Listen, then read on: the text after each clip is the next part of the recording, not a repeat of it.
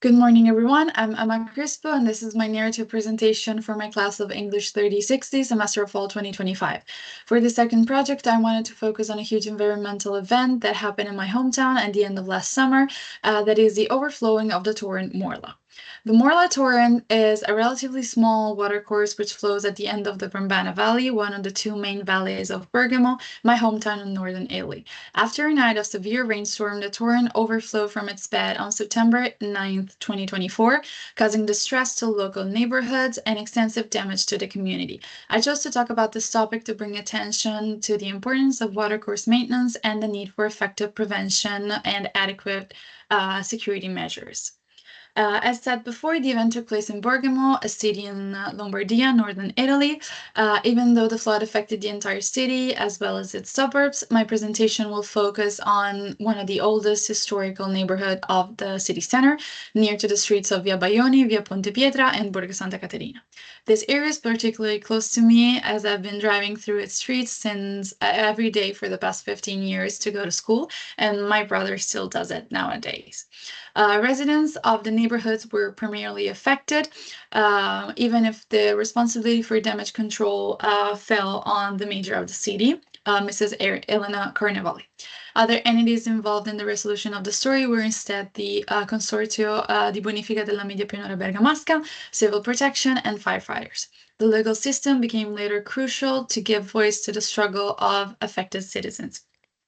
In order to understand the causes of such an extended disaster, it's important to highlight the environmental background of the area. Bergamo has indeed experienced heavy late summer rainstorms during the past few years, with a significant increase in extreme climatic events. As if it wasn't enough, infrastructure used for the supervision and control of waterways need constant renewal, especially when close to urbanized areas of extraordinary historical relevance, such as Borgo Santa Caterina. Now that we have established the setting, we can move forward to the event itself. As reported in the newspaper Il Giorno, on the night of September 8th, a heavy rainstorm culminated in an extreme cloudburst, which caused the precipitation of more than 5 centimeters of rainwater in just 30 minutes. What seemed as a common storm soon became a complete disaster, Major Carnevali later stated. The torrent overflowed, disrupting its retaining walls and flooding the center streets. Cars were dragged by the current, road collapsed, and many basements and businesses were flooded. In this picture, you can see the initial stage of the flood in Via Baioni. The outburst of the Morla was so intense that it raised the water tank in the courtyard of Liceo Mascheroni, my old high school located right next to Borgo Santa Caterina. In a few hours, panic spread throughout the city. More than 150 calls were made to the nearest firefighter station from 5 to 8 a.m., and roads were closed to prevent other damages. Sandbags were used to redirect the torrent stream, and houses and businesses were evacuated, while hydro pumps were used to dispose of debris carried by the current.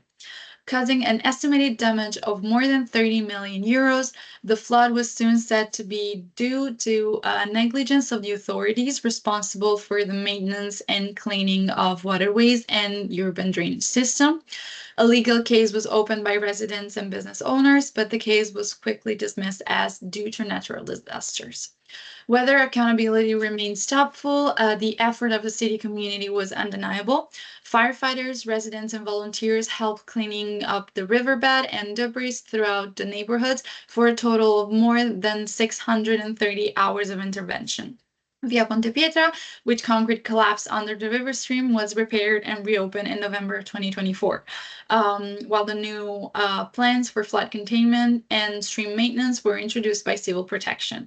The local government started a fundraising campaign to help residents and local businesses, collecting a final sum of almost €1 million. But nevertheless, to this day, residents demand stronger security measures and a more regular, efficient cleaning of the riverbeds. To conclude this presentation, I would like to bring your attention to a few lessons I've learned from this event. As well as we all should know, severe climate extremes are more and more frequent, even in the case of small watercourses. Therefore, authorities should do their best to guarantee security and welfare of the citizens, designing infrastructure to resist extreme conditions and maintenance plans to minimize risks. Last but not least, resilience and altruism are pillars that support our community and make it stronger. In this slide, you can find a list of my sources, which are all local or national newspapers. And I would like, before leaving you, I would like to take a little time to answer these reflective questions. For what concerns the most difficult part of the project, I would say it was the need of shortening the story to few important details in order not to exceed the time limit. However, I believe my approach towards this project was more positive than the one I had towards project one, since I was more comfortable with the organization of the material. I thank you for your attention. I hope you enjoyed this presentation, and I wish you a good rest of your day.